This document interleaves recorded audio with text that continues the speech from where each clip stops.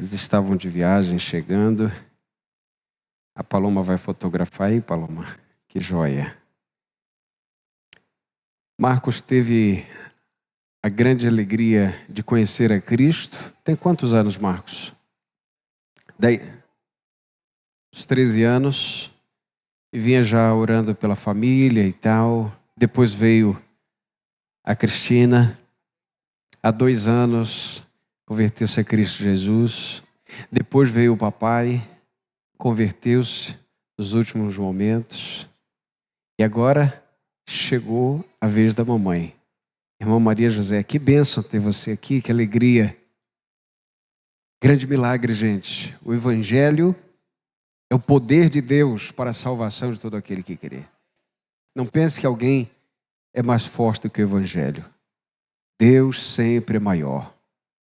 Estamos aqui com muita alegria e muita satisfação, vendo a fé da irmã Maria José. E eu quero, irmã Maria José, já perguntei isso a ela, já tive com ela algumas conversas, não é? Particulares, e tem acompanhado, Marcos tem acompanhado, e já perguntei isso, e ela já respondeu, mas hoje é dia de fazer isso publicamente. Irmã Maria José, Jesus Cristo é o Senhor e Salvador de sua vida? Sim. Sim. A irmã deseja ser batizada, confessando Cristo como seu Senhor e Salvador? Sim.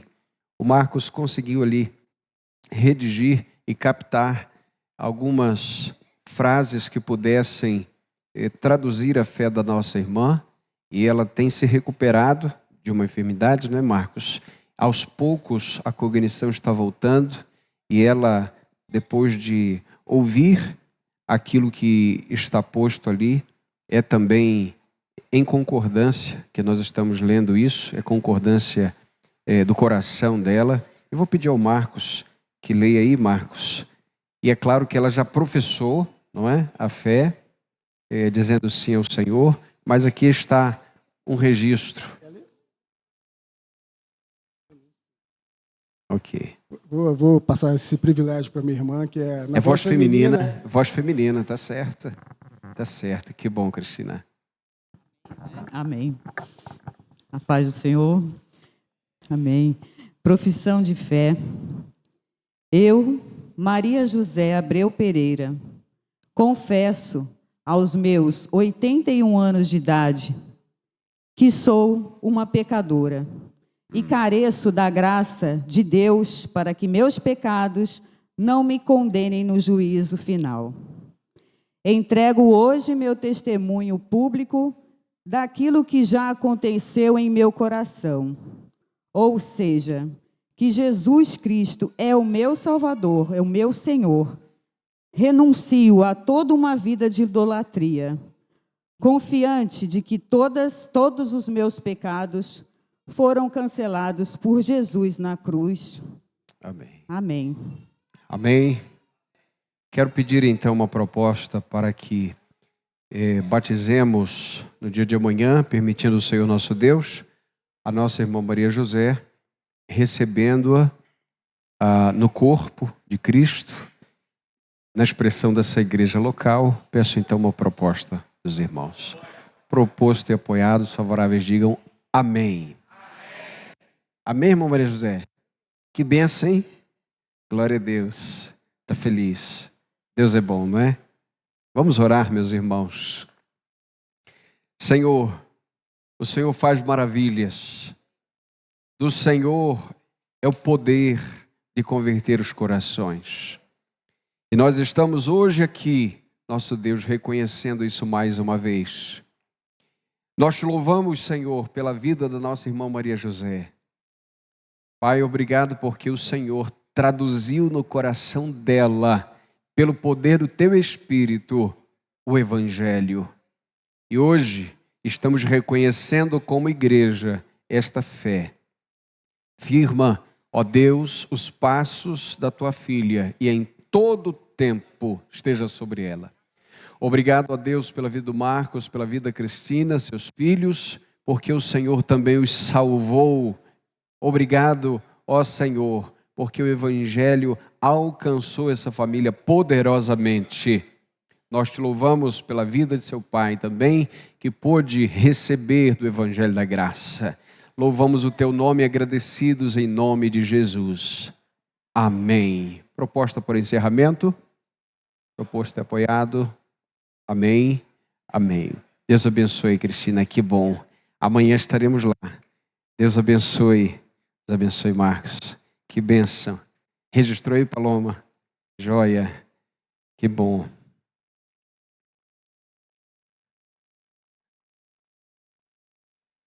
Meus irmãos, obrigado. Amanhã nós teremos nosso sítio, o nosso passeio para o sítio de Igatu. Quem sabe onde é o sítio? Bastante gente sabe aí, não é? Entra ali pela ABB, subindo ali, não é? Para a esquerda, como quem vai sair lá no Vale das Águas, do outro lado lá, né?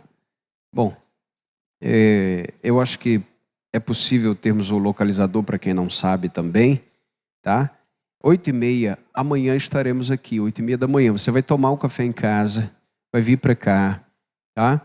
E nós vamos sair daqui da frente da igreja. Se você tem uma vaga no seu carro, ofereça, tá? Nem que seja uma, venha para cá. É importante para quem não vai poder ir de carro, tá? É possível também que alguém queira ir de aplicativo, pode, tem problema nenhum, vai facilitar a sua vida. Se você assim desejar, pode pedir o seu aplicativo, ir para lá direto, voltar da mesma forma, lá tem internet, se você desejar fazer assim, tá? E nós vamos fazer os batismos pela manhã. Na parte do culto de hoje, da manhã, eu não fui bem assertivo nas palavras quanto ao lanche da tarde. Você deve levar os alimentos para o lanche, pão, café, biscoito, enfim, qualquer coisa que componha essa parte de lanche, e nós vamos fazer uma mesa só.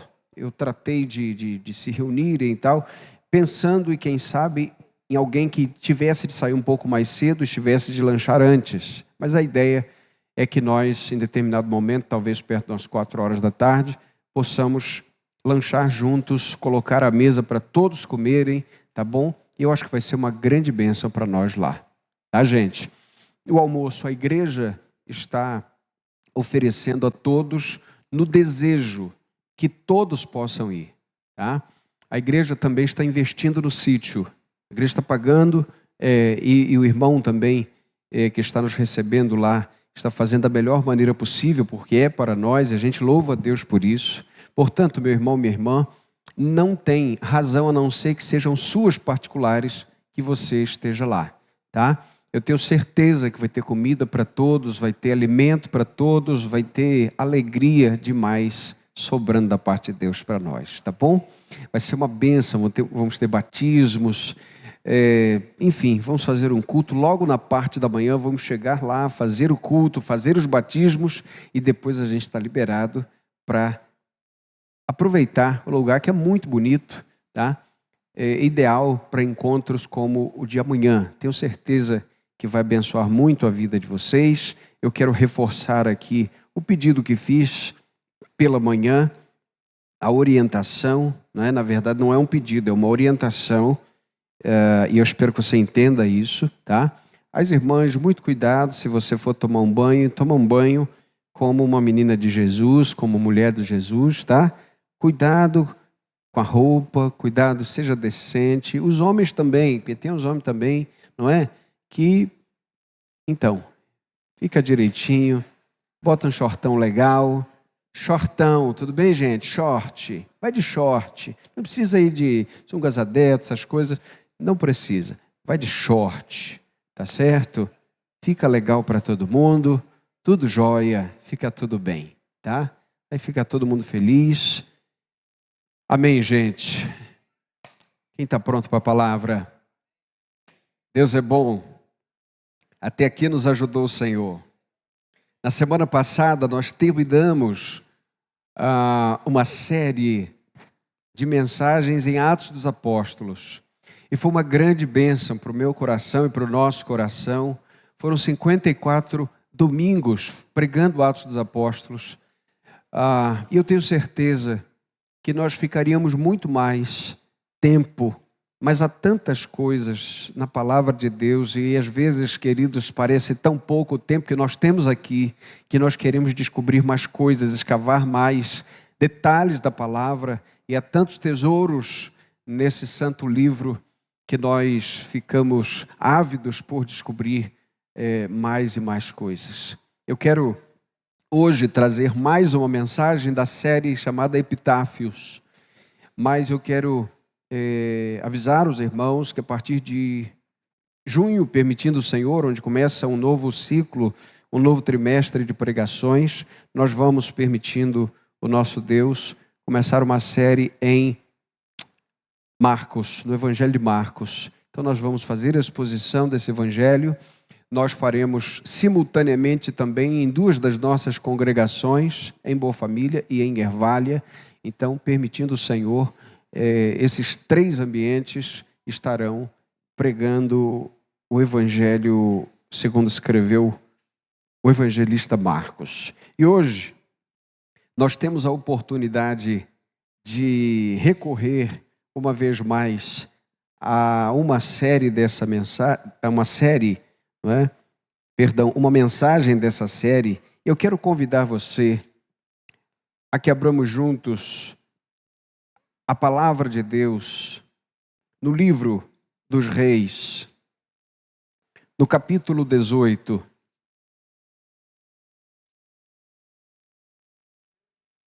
Primeiro livro dos Reis, no capítulo 18.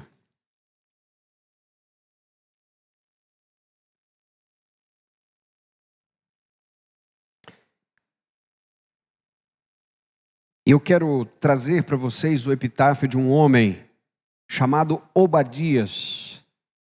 Obadias é o nome de um profeta que para muitos é obscuro, porque dificilmente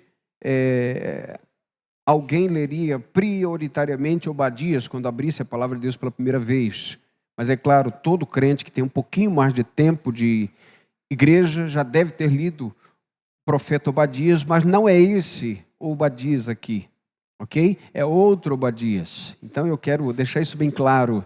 Esse é um Obadias que ainda é mais anônimo do que o profeta Obadias, lido por poucos, tá?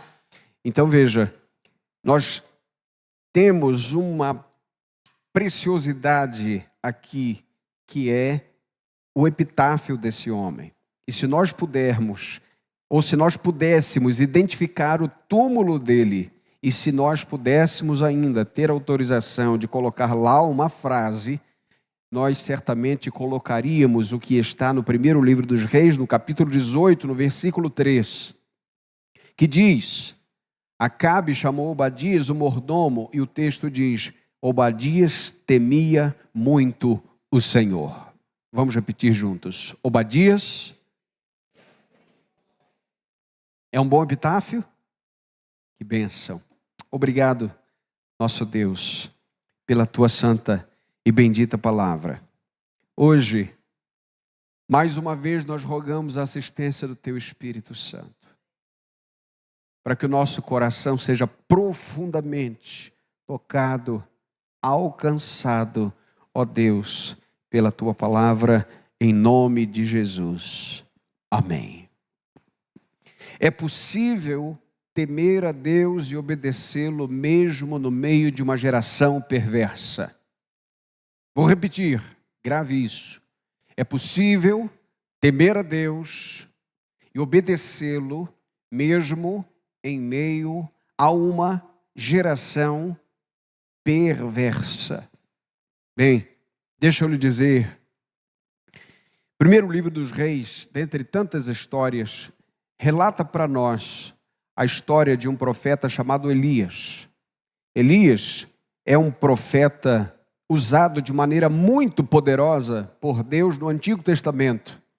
Elias marca o ciclo, ou o início do ciclo profético no Antigo Testamento. Você vê grandes sinais e milagres pontualmente nas Escrituras. Quando você olha para a lei, você percebe sinais e milagres em Moisés. Quando você olha para os profetas, você percebe grandes sinais e milagres em Elias e Eliseu. E no Novo Testamento você percebe grandes sinais e milagres no tempo apostólico. Portanto, na lei, nos profetas e nos apóstolos, no tempo apostólico, você tem esse marco de grandes sinais com maior volume. E está aqui o tempo de Elias. Mas é claro, meus irmãos, minhas irmãs, que o tempo de Elias, embora um tempo de muito poder, de muitos sinais extraordinários e de grandes milagres, foi um tempo muito difícil. E você sabe que há um homem reinando em Israel, de quem já falamos aqui, embora seja o povo de Deus, o rei era ímpio, e há uma sucessão, uma cadeia enorme de reis ímpios, sobretudo no povo de Israel, que é o povo do norte. Não à toa, eles foram levados primeiro para o exílio da Síria e não voltaram mais. Ficando apenas Judá depois, Judá e Benjamim, que é chamado de Judá. E alguns reis do sul foram fiéis e tementes a Deus. Mas o fato é que o cenário no reino do norte era terrível. E o pior desses reis, disparado, chama-se Acabe. Acabe tinha uma esposa ainda pior do que ele, chamava Jezabel. É verdade, Jezabel mandava em Acabe, Jezabel mandava no reino, Jezabel era a víbora da língua bifurcada por detrás de todas as cenas mais sórdidas do reino de Israel naquele tempo. E aqui, meus irmãos, nós estamos lembrando, é claro, do tempo em que Jezabel mandou matar todos os profetas de Deus. Mandou matar, é isso. Os profetas estavam sendo dizimados, mortos de maneira ímpia, de maneira sórdida. Até que Deus levantou um profeta chamado Elias, que é dele que estamos também falando, embora ele não seja o protagonista da nossa história, é importante falar sobre ele aqui. Elias disse para o rei Acabe que por causa da impiedade dele e do pecado do povo que havia se alastrado, não choveria e sequer cairia orvalho sobre a terra. Guarde isso. Não é só não vai chover. Não vai chover, mas também não vai dar garoa. Não vai dar orvalho. O mato não vai amanhecer úmido. Não, vai ter nada. Sabe por quê? E deixa eu lhe dizer, o povo de Israel amava um Deus criado chamado Baal. Lembra que os deuses não existem, são invenções humanas? Então eles tinham criado um Deus chamado Baal. E sabe qual era o Deus Baal? O responsável pela chuva e pela prosperidade da terra. Aí Deus diz o seguinte, não vai chover porque só chove quando eu mando, não é quando Baal manda. Só cai o orvalho quando eu ordeno, não é quando Baal ordena. E diz para Acabe que só vai chover quando você, Elias, disser que vai chover. Queridos, está aqui então um cenário de guerra, porque não é à toa que Acabe chama Elias de perturbador de Israel. Porque para Acabe não estava chovendo, porque Elias estava perturbando o reino. Mas veja, é nesse contexto de impiedade, nesse contexto de muitas mortes de profetas, que Deus levanta um homem. E o seu epitáfio está no versículo 3, o nome dele é Obadias. Acabe chamou Obadias, o mordomo. E o texto diz, Obadias temia muito o Senhor. O texto mostra Obadias como um mordomo. E a palavra mordomo, ela tem distinções nos seus significados. É claro que Obadias tratava de todo o reino, não só da parte das festas, dos encontros, da gastronomia, mas também, de alguma maneira, Obadias, ele era, no reino de Acabe, um homem importante, porque era uma espécie também de chefe de Estado. O mordomo daquela época não só cuidava das coisas internas do palácio, mas ele também tinha uma amplitude maior. E Deus tinha colocado aquele homem ali, como uma espécie de chefe de Estado. E Obadias, certamente, imagine, sofreu uma pressão terrível. Porque o texto diz que Obadias temia muito ao Senhor. Você já se viu numa condição assim? Você está temendo a Deus, você está firme nas suas convicções, mas está cercado de ímpios. Está cercado de pessoas que odeiam a Deus. Está cercado de fraudes. Está cercado de idolatria. Está cercado de palavrões, de injúrias, de calúnias, de maledicências, de impiedades. Mas veja, isto não acontece somente nos dias de hoje. Isso já acontecia desde sempre, porque desde o início nós vemos na palavra de Deus a diferença entre o justo e o ímpio, entre aquele que serve e aquele que não serve. E está aqui Obadias, querido e querida, trabalhando em um reino sórdido, em um reino terrível. E Obadias não usou a pecaminosidade de Acabe como desculpa para não servir a Deus. Talvez alguém vá dizer: eu não consigo ser fiel a Deus porque o meu meio é muito corrompido. Talvez alguém vá dizer: olha, eu tento fazer as coisas corretamente, mas veja, o meu empregador, ele me pede certas coisas e eu não consigo lidar de maneira justa, santa, piedosa. Está aqui para nós hoje um epitáfio de um homem que estava cercado de impiedade, mas o texto diz que ele temia muito ao Senhor. Guarde isso no teu coração. Guarde isso quando na tua faculdade, jovem e adultos também, quando vocês estiverem diante de argumentos não só ateístas, mas antiteístas, ou seja, militantes contra Deus. Guarde isso, mulher, quando você ouvir que o plano de Deus para a sua vida não é aquilo que a palavra de Deus ordena, determina de maneira perfeita. Guarde isso no teu coração, homem, quando você se vê ladeado pelos cães desse tempo, por tudo aquilo que parece até bom, mas na verdade tem final de morte. Guarde isso, você pode ser fiel nessa geração. Leve isso no teu coração. Obadias era um bom mordomo. Ele cuidava bem das coisas do reino. Ele cuidava bem das coisas de Israel.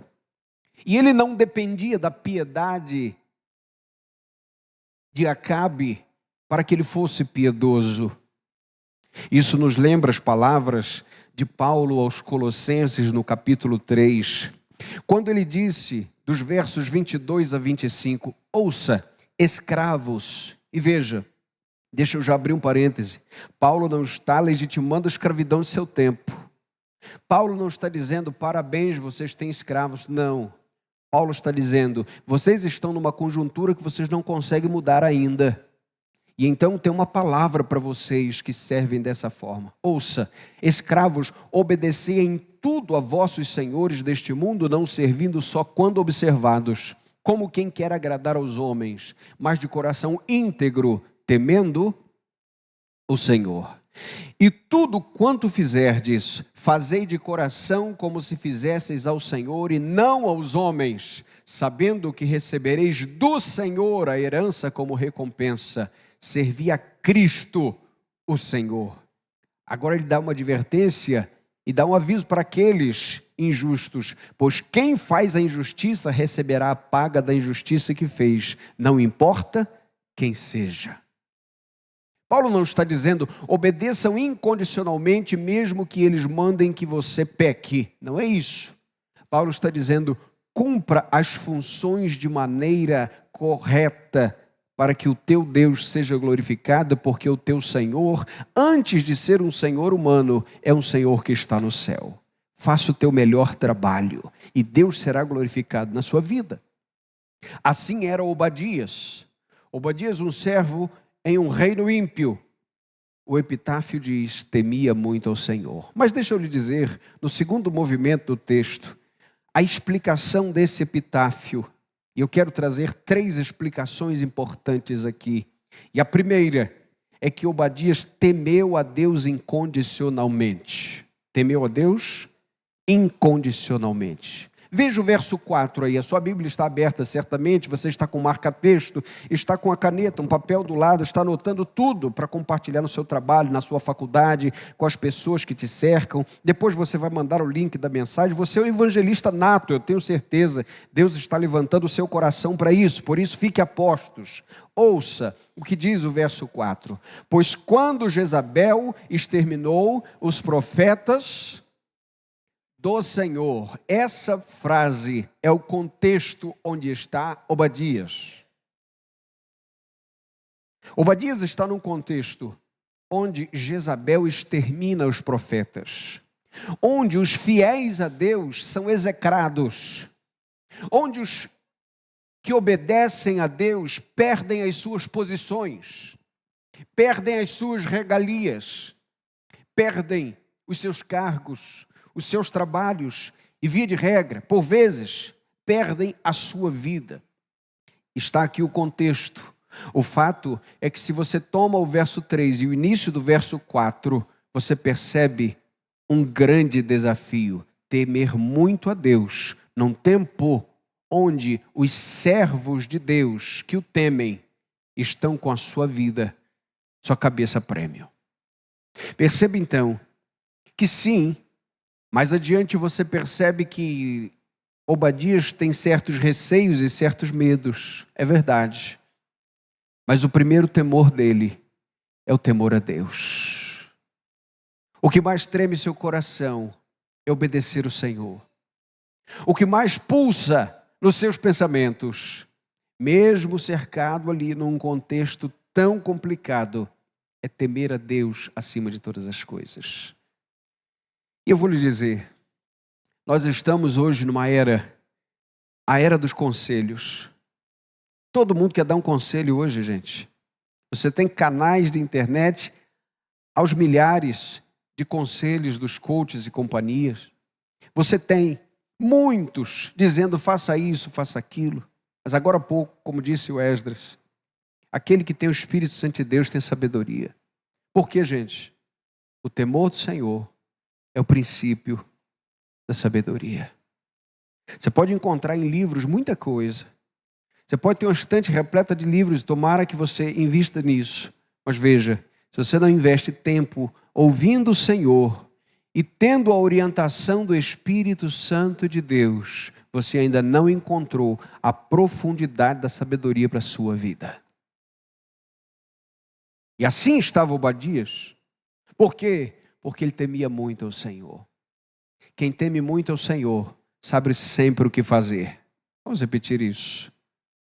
Quem teme muito ao Senhor sabe sempre o que fazer. Meu Deus, o que eu vou fazer? Se você teme a Deus e não sabe o que fazer, não está na hora de fazer, não faça.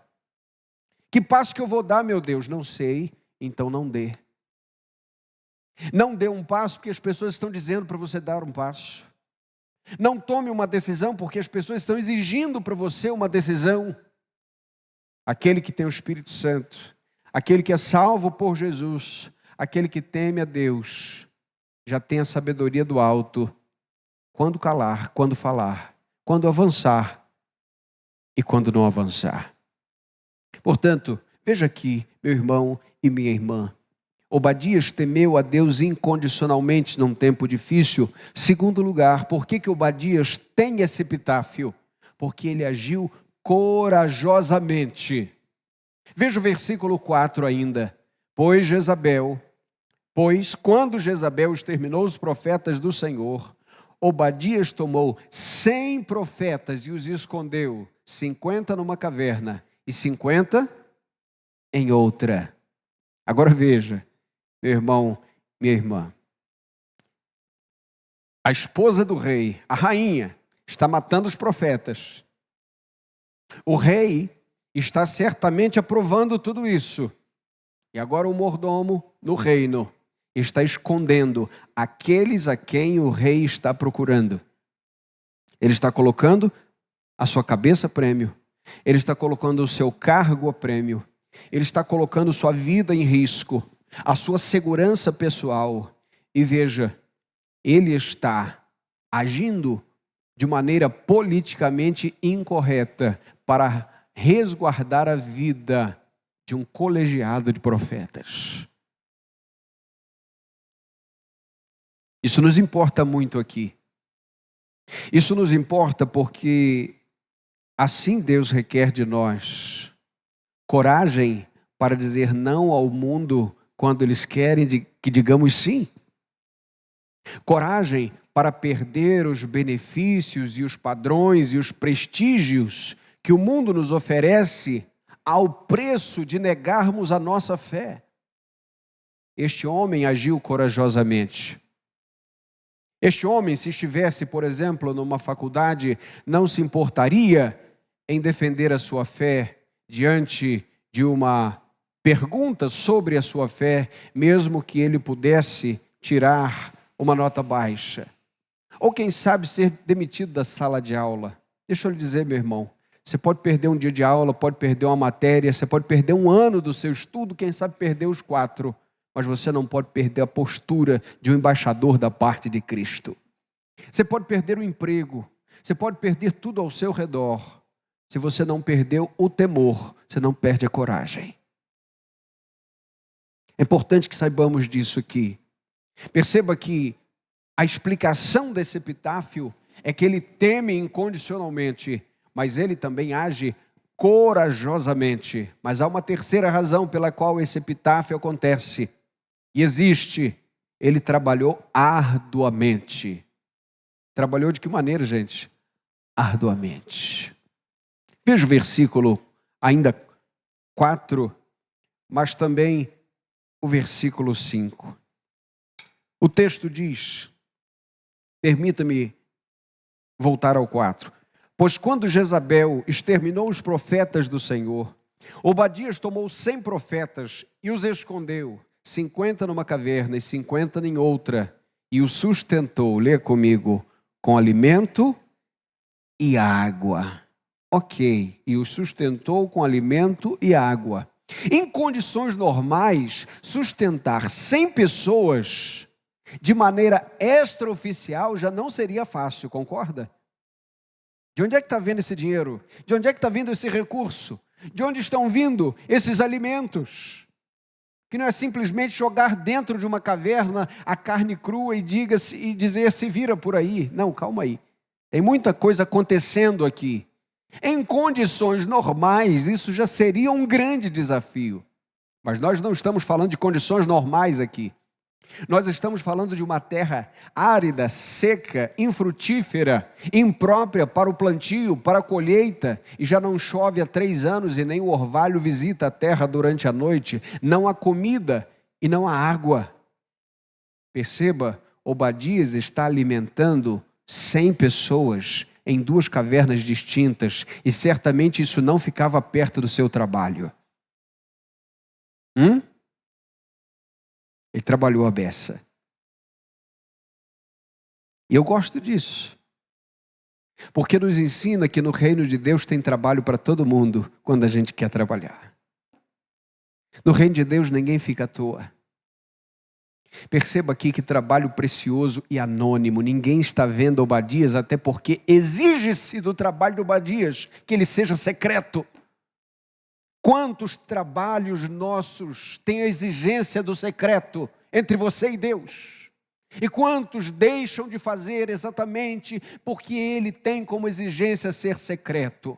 O coração que é ávido por holofotes sempre deseja aquilo que os outros possam ver. Deus ama o ambiente secreto. Porque são nesses ambientes que ele revela poder que não revela a grande maioria. São nesses ambientes plantados de maneira secreta que Deus vai forjando a nossa capacidade de crer. Não esqueça, meu irmão, minha irmã, que o poder que veio sobre Pedro em Atos capítulo 2 e capítulo 3, não era dos seus rompantes públicos, mas foi do concerto secreto que teve à beira do mar da Galileia com Jesus. Não esqueça que a impetuosidade de Davi ao chegar diante de Golias, dizendo: quem é este circunciso para vir contra o Deus vivo? Foi plantado no secreto entre ele e Deus, quando pastoreava as ovelhas de seu pai Jessé, e vinha um urso, vinha um leão, e tentava entrar em batalha ali com o seu rebanho, mas ele, usado por Deus de maneira milagrosa, tirava esses animais da boca dessas feras, anonimamente, ninguém estava vendo. Percebe aqui? Um trabalho anônimo. Não é um trabalho de muitas formiguinhas, uma só está trabalhando. Um homem só está trabalhando por 100. Sabe por que você vê tanta gente se matando no reino de Deus de trabalhar? Porque enquanto tem um trabalhando, por vezes tem 99 olhando, 200 olhando, uma multidão inteira observando. Meu saudoso pai sempre dizia que o reino de Deus parece muito mais um estádio de futebol, onde poucos correm em torno de um objetivo e uma grande maioria, querendo entretenimento, dá os seus pitacos. Ou aplaude ou critica.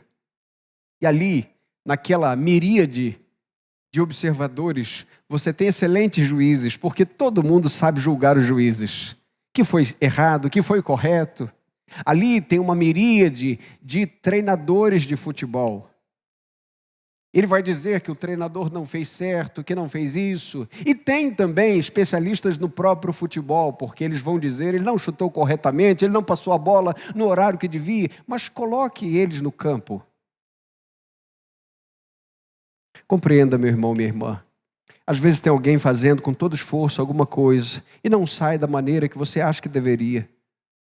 Mas só quem tem a mão no batente do reino de Deus sabe o que significa entregar de todo o coração, ainda que você não faça da melhor maneira, aquilo que você está tentando fazer, para a glória de Deus. Nós percebemos aqui, queridos, que este epitáfio tem relação de um homem que trabalhou arduamente. Deixa eu trazer um pouco mais à sua mente qual é a condição aqui. Veja o versículo 5. Leia aí, por favor. Acabe disse a Obadias: vai pela terra a todas as fontes de água e a todos os rios. Pode ser que achemos capim para salvar a vida dos cavalos e das mulas, de maneira que não percamos todos os animais. Aqui, deixa eu te falar uma coisa. Olha só. O texto está mostrando um rei que praticamente precisa ir a campo para saber se tem comida para os animais. A coisa está tão terrível que no verso 6 o texto diz que eles distribuíram entre si a terra para percorrerem e foram a sós. E veja, Acabe, diz o texto, por um caminho e Obadias por outro caminho. O rei de Israel foi ver se tinha capim para os animais. Veja se por trás de todo o esforço para a glória de Deus não tem uma dose superior de milagres, de coisas extraordinárias. Meu irmão, minha irmã, o povo de Deus é servido pelo Deus que serve. Pelo Deus que cuida, pelo Deus a quem servem, pelo Deus que cuida. Imagine aqui, Nesse mesmo contexto tem um outro profeta chamado Elias, sendo sustentado pelo quê, gente? Quem lembra? Ele foi sustentado pelo quê? Pelos corvos. E depois pela viúva. Lembra disso? Agora tem 100 aqui sendo tratados por Obadias. Parece que de maneira ordinária. A comida vai chegando por um ser humano. Imagine, se eles soubessem da história de Elias e ficassem, nossa, Deus tratou Elias de maneira tão extraordinária, ele mandou os corvos, ele poderia ter feito isso conosco também. Mas não. A cada um, Deus tem um papel. A cada um, Deus tem uma forma de cuidar. Perceba aqui, meu irmão, minha irmã, Obadias poderia ter se ausentado do reino de Acabe, assim como Elias se ausentou. Você sabia disso? Vendo toda a impiedade, mas por alguma razão Deus manteve Obadias dentro do reino e tinha um propósito. Alguns Deus vai separar para lugares distantes, a outros para ministérios específicos, mas a grande maioria vai estar, meu irmão, minha irmã, onde o mundo acontece e as coisas acontecem o tempo inteiro, no trabalho, no reino deste mundo, nos estudos. E não significa que aqueles que são levados para longe ou levados a um ministério específico não estejam fazendo as mesmas coisas.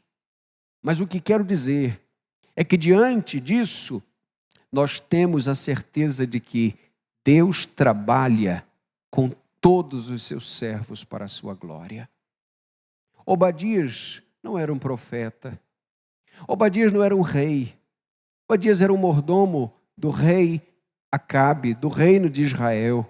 E ele está servindo, porque antes de ser um mordomo, um cuidador do reino de Israel, ele é um mordomo das coisas de Deus. E aqui, meus irmãos, minhas irmãs, nós percebemos que quando eles saíram desse lugar, quando eles se dividiram, e eu quero ler o texto até o versículo 16, para que nós entendamos, o Senhor fez um encontro muito importante. O texto diz que no verso 7, que quando Obadias já estava a caminho, Elias se encontrou com ele. E Obadias o reconheceu e se prostrou em terra e disse: és tu, meu senhor Elias? Ele respondeu: sou eu. Vai e diz a teu senhor, ou seja, o rei, Elias está aqui.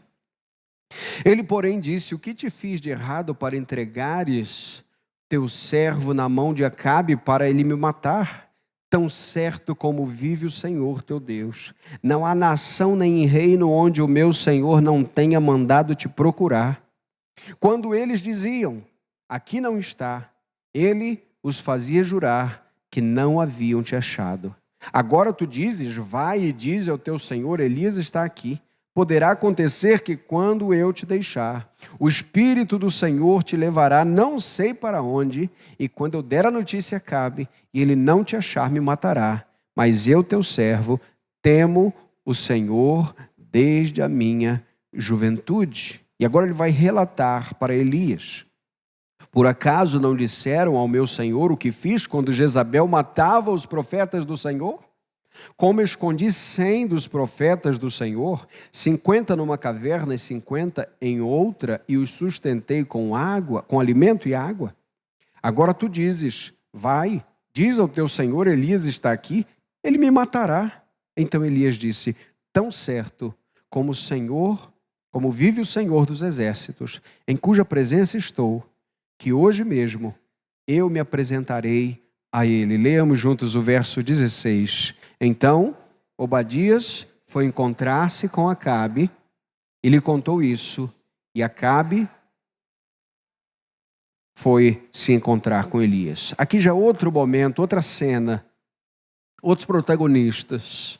Mas veja, Obadias saiu com uma missão: encontrar capim, encontrar pastagens, mas deu diante do profeta. E agora ele tem medo de que na palavra do profeta, porque Elias certamente iria se encontrar com Acabe por ordem de Deus, ele tinha medo do que, gente? E se Deus transladar esse homem? E se ele sumir daqui, eu volto aqui, ele não está mais aqui. Mas Elias deu a palavra, pode ir lá. E quando você voltar, eu estarei aqui. E acontece aqui um encontro muito importante nesse tempo profético, nesse tempo dos reis. Mas o que isso nos traz, meu irmão, minha irmã? Aqui tem um Obadias que é útil da parte de Deus.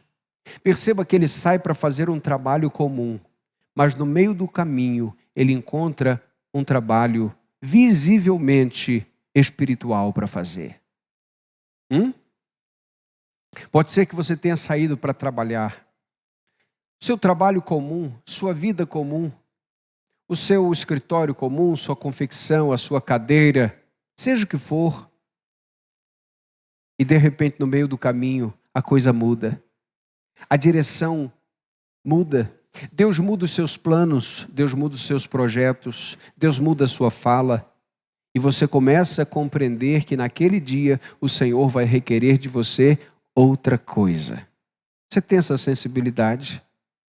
Imagine, Obadias, ao invés de voltar com uma boa notícia de alimento para os animais, agora ele volta com uma notícia bombástica. E é claro, essa notícia vai perturbar um tanto o rei Acabe, mas aquilo vinha de Deus. O que quero dizer, meu irmão, minha irmã, que aqui há um ponto importante, a que eu e você estejamos dispostos a viver uma agenda que Deus possa mexer. Um Deus que muda a nossa agenda.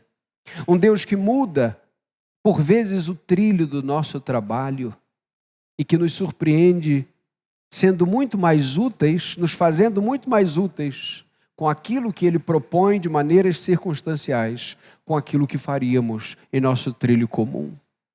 Deus coloca no seu caminho pessoas, Deus coloca no seu caminho circunstâncias e você terá de interagir com a instrução do Espírito. E eu quero trazer aqui, por fim, pelo menos 3 aplicações importantes para a nossa vida. A primeira, tema a Deus e você terá coragem diante das ameaças da sua fé. Vamos repetir isso? Tema a Deus e você terá coragem diante das ameaças de sua fé. Veja, a coragem não é o temor a Deus. A coragem vem do temor a Deus. Você teme a Deus e tem coragem. E talvez você fique pensando, será que um dia eu terei coragem, se confrontado na minha fé, se de repente eu estiver para escolher entre a minha vida e entre a minha fé, será que eu terei coragem? Se você é um servo de Deus, Ele lhe dará coragem. Pode ser que você tenha temores anteriores, mas no momento certo, o Espírito Santo lhe ministrará coragem. E esta é uma das marcas do Filho de Deus. Obadias tem uma coragem que não vem dele, porque você vê que ele tem temores no texto. Você vê que ele é um homem comum, fazendo coisas no seu tempo que eram comuns, lidando com gente, lidando com animais, lidando com coisas do reino. E veja, ao mesmo tempo, ele está lidando com algo tão separado por Deus, que era cuidar da vida de 100 homens que profetizavam naquele tempo. Ele poderia perder a vida ali, mas ele recebeu coragem da parte de Deus. Se nós olharmos para os nossos irmãos da igreja primitiva, nós percebemos que eles eram amplamente perseguidos. Basta ver, não só no tempo apostólico, mas depois isso piorou muito. No tempo de Nero, por exemplo, quando Paulo chega a Roma, no final do capítulo 28, no final do texto de Atos, no capítulo 28, Roma recebe Paulo e quem está como imperador ali é Nero. Os primeiros 5 anos de Nero, Nero foi um exemplar imperador, mas depois, por alguma razão, ele se torna essa besta fera que todos nós conhecemos historicamente.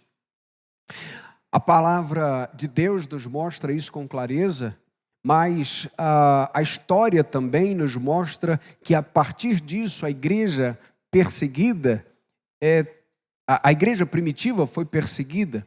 Tertuliano, por exemplo, disse certa vez que se o rio Tigre tivesse muita água, ou se o rio Nilo tivesse pouca água, os cristãos eram culpados por isso e martirizados. Só para que nós entendamos que, por qualquer razão, os cristãos morriam. Uma pesquisa recente de uma missão internacional chegou à conclusão que de 1970 para cá, mais de 200 mil mártires foram ceifados por ano por causa do Evangelho. Entende o que é isso? Vou repetir. De 1970 para cá, estima-se que cerca de 200 mil pessoas por ano tenham a sua vida ceifada por causa do Evangelho. O que leva essas pessoas a terem coragem? A pergunta é, o que leva alguém a entrar de maneira aguerrida em um campo de concentração firmando a sua fé?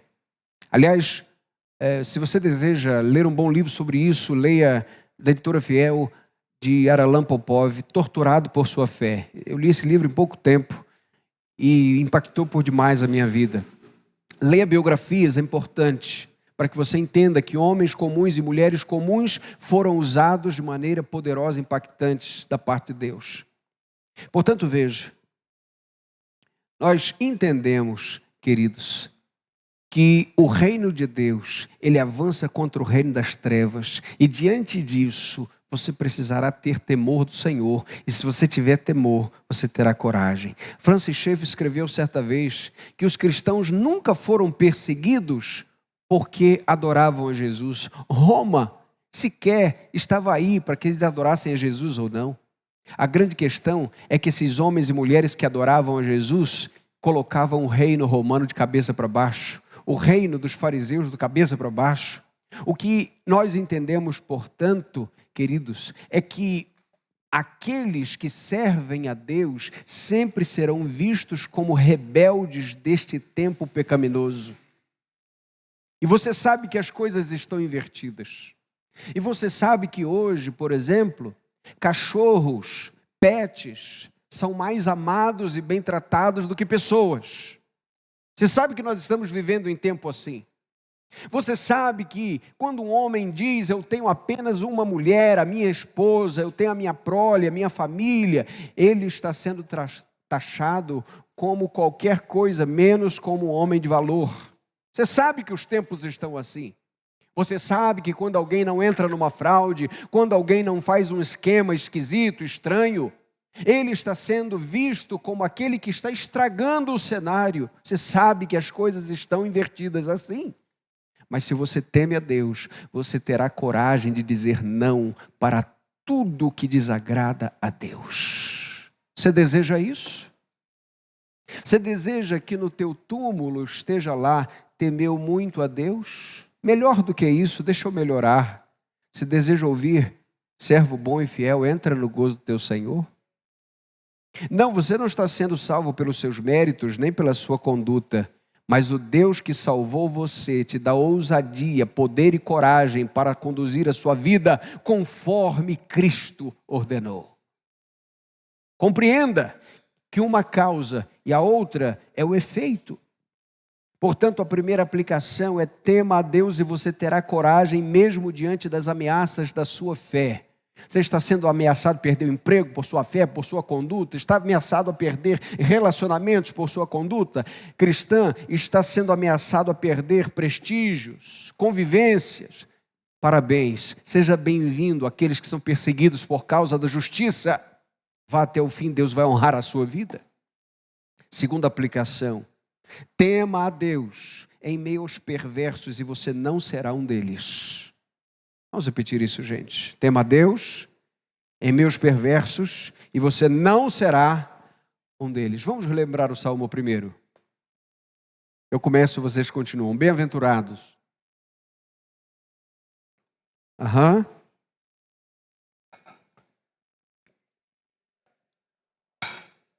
Antes, e na sua lei, medita de dia e de noite. Olha só, bem-aventurado. O conceito de bem-aventurado no reino de Deus é diferente de bem-aventurado lá fora. Jesus começa as bem-aventuranças de maneira muito estranha esse mundo. Bem-aventurados os pobres de espírito. Felizes são os pobres de espírito? Em uma cultura que valorizava o orgulho? Sim. Felizes são os que choram. Por quê? Porque quem vê a sua pobreza espiritual, sua feiura espiritual, vai chorar diante desse quadro. No reino de Deus, as coisas, elas têm um papel distinto e são invertidas a esse tempo. No reino de Deus, felizes são os que choram. Quem desejar ser o maior é aquele que serve. Os primeiros serão os últimos, e os últimos serão os primeiros. O maior seja o menor. O rei dos reis morre numa cruz como um criminoso e traz para si criminosos como eu e você, como santos de Deus. Perceba aqui, meu irmão, minha irmã, querido, querida, que coisa. Perceba que se você teme a Deus no meio de um mundo perverso, você nunca será um perverso. Você pode errar, é fato, e todos nós erramos em tantas coisas, mas você nunca amará a perversidade. Eu me lembro do meu falecido tio Pedro. Tio Pedro foi pastor também. Ele pastoreou depois uma igreja que meu pai havia pastoreado lá no Rio. E quando eu assumi meu primeiro ministério, eu não me lembro de muitos conselhos que ele havia passado para mim. Ele já tinha certa dificuldade de visão, inclusive não conseguiu ler o texto no dia da minha posse. Uma outra pessoa leu para ele. Mas uma coisa gravou no meu coração. De todas as coisas que ele disse, filho, nunca se esqueça, os ímpios não subsistirão na congregação dos justos. Que poder, que autoridade da palavra. Coisa linda. No reino de Deus, só há lugar para servos. Nós não somos senhores. E quando esses servos saem para o mundo perverso, eles são ordenados a se manterem como servos piedosos e não como perversos. Portanto, não se trata de um legalismo para mostrar as coisas de uma forma que sejamos elogiados. Se trata de uma vida piedosa para que as coisas e as nossas atitudes glorifiquem ao nosso Pai que está no céu. Este deve ser o nosso coração. Quantas vezes nós não fazemos certas coisas, não é porque nós achamos que seja necessariamente um erro ali, mas capitulamos de certos ambientes, de certas situações, porque vamos perceber que aquilo pode causar um embaraço a alguém e sofremos o dano em não participar, em não fazer. E os cristãos estão sendo chamados, queridos, a demonstrar coragem. Veja, tema a Deus no meio dos perversos e você não será um deles. Terceira e última aplicação. Tema a Deus e faça o que te vier às mãos, conforme as tuas forças. Vamos relembrar Eclesiastes capítulo 9, versículo 10. Tudo quanto te vier à mão para fazer, faze-o conforme as tuas forças, porque na sepultura, para onde vais, não há trabalho, nem projeto, nem conhecimento, nem sabedoria. Obadias foi muito corajoso. Foi ou não foi, gente? Mas está morto. Agora somos eu e você. Você compreendeu isso? Os corajosos, todos da história, já foram. Os mártires pelo reino de Deus, todos já morreram. Agora somos nós, os vivos. O que vier à mão para fazer, devemos fazer conforme as nossas forças. E perceba, não espere ter muito para fazer algo para Deus. O que Obadias tinha, gente? 2 cavernas. Ele ainda não tinha comida. Ele tinha que procurar comida. Ele levava comida. E ele levava água. Certamente ele tinha um animal para levar isso. Certamente uma equipe, não sei, pode ser que sim. Mas ele não esperou o cenário ideal para trabalhar para o Senhor. Quem sabe ele estivesse dizendo, o reino vai dar uma melhorada, Deus vai abençoar e eu posso talvez, de alguma forma, ser bênção. Está na seca, está na exaustão, está na aridez, está no deserto e Obadias está sendo bênção. Compreende? Quem é bênção, meu irmão, é bênção no muito, é bênção no pouco. É bênção com o que você pode fazer agora. O que você pode fazer agora? E perceba que ele trabalhou para sustentar esses profetas e trabalhou duro. Ele trabalhou duro, mas Deus entrou com o milagre. Perceba que orar e trabalhar é uma máxima da vida do crente.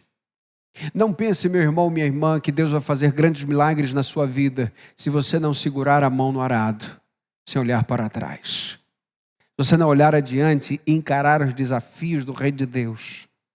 É muito importante que nós entendamos, querido, querida, que nós, como igreja, não fazemos as coisas com aquilo que nós temos, mas com aquilo que Deus nos manda e a visão que Ele nos ordena. Aquele menino que sustentou uma multidão, e posso dizer assim, porque foi ele que ofereceu seus 5 pães e 2 peixes, não fez porque tinha muito, fez porque deu o que tinha. Você compreende a diferença? Deus não quer muito de nós, Ele quer tudo. Tudo que você possa. Porque às vezes o muito que você dá não significa nada por aquilo que você tem. Talvez você ache que esteja dando muito tempo para Deus, mas o tempo que você está dando é nada diante das coisas que você faz, as outras coisas inúteis. E o que Deus está exigindo aqui, querido, é que nós coloquemos aquilo que nós temos. Uma igreja não faz o que faz confiando no dinheiro que tem, mas na visão que Deus oferece. Uma igreja não cuida dos necessitados somente com aquilo que tem, mas com a visão que Deus ordena. A primeira coisa que Deus requer de nós é fé. Do contrário, nós não estamos servindo a Deus, estamos servindo a mamão. Se você só faz para Deus aquilo que teu dinheiro alcança, então teu Deus é mamão, não é o Deus de Israel. Eu não estou dizendo para você dar mais do que dá. Muito pelo contrário, eu estou dizendo que você empregue melhor a sua vida. Que você dê os seus dons e talentos. Que você dê os seus raciocínios, o seu tempo. Você não pense que foi fácil raciocinar para Obadias cuidar de 100 pessoas naquelas condições. Mas Deus estava amparando com grandes sinais e milagres. Não espere, querido, querida, ter mais fé ou uma fé extraordinária para fazer algo para Deus. A despeito de todos os temores de Obadias, ele fez. Você tem medo? Receios? Seja bem-vindo, todos nós temos. Mas faça, mesmo com temor, faça com receio. E é bom que seja assim, porque se as suas pernas tremem, você sempre dependerá de Deus. Se o teu dinheiro nem sempre dá, você sempre dependerá de Deus. Se as circunstâncias por vezes exigem aquilo que você não pode resolver, você sempre dependerá de Deus. E eu tenho certeza, meu irmão, minha irmã, que se nós olharmos para Cristo, nós veremos aquele que nunca dependeu dos aplausos humanos, mas sempre dependeu da aprovação do Pai para fazer aquilo que deveria fazer. E veja, o nosso Cristo, que é o protagonista de toda a história, de todo o universo. É aquele que não salvou somente 100 pessoas por um tempo. É aquele que subiu no Calvário, morreu por nossos pecados, e num tempo tão terrível, tão difícil, nós podemos encontrar consolo, conforto, graça e salvação em Jesus, que é o pão da vida e a água da vida. Nos cantos mais escuros da vida, nos cantos mais difíceis da alma, está Cristo, aquele que se fez servo para nos oferecer o que comer espiritualmente. Enquanto muitos estão procurando saciar a sua vida, a fome do seu coração, a fome da existência, do propósito, de saber o que significa a sua vida, está Cristo dizendo: vinde a mim, todos vós que estáis cansados e sobrecarregados, eu vos aliviarei. Aprendei de mim, que sou manso e humilde de coração, e encontrareis descanso para as vossas almas. Está Cristo nos oferecendo o que comer e o que beber, não da comida que perece, mas alimentando a nossa alma. E se você entra aqui nessa noite sem esse Cristo, você pode olhar para Ele, Ele está servindo esse alimento nessa noite. Ele pode saciar a fome e a sede da sua alma e do seu coração. Ou quem sabe você entrou aqui, meu irmão, minha irmã, com receio de perder uma posição, um privilégio, um prestígio, e está numa bifurcação de tomar decisões que podem tomar até a segurança e a estabilidade da sua família. Quem é o refúgio verdadeiro da nossa vida? É Jesus. Jesus tem tantos empregos quanto Ele queira te dar. Jesus tem tantos recursos quanto Ele queira derramar sobre a sua vida. O que importa para nós é ouvir o anúncio do servo bom e fiel. Que Deus nos abençoe, em nome de Jesus. Amém. Nós vamos